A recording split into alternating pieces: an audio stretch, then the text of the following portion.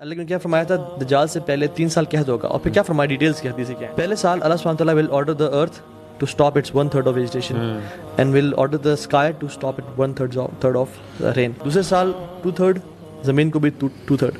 تیسرے سال اللہ کی میں نے کہا کہ پوری بارش روک دی جائے گی, نہ کچھ زمین اپنے پہ گرائے گا, نہ زمین کچھ اگائے گی, آسمان سے کچھ نہیں گرے گا اور زمین کچھ سے کچھ نہیں اگے گا. صحابہ نے کہا رسول اللہ صلی اللہ علیہ وسلم پھر لوگ کھائیں گے کس پہ؟ تو ان کا مومن کے لیے کیا ہوگا؟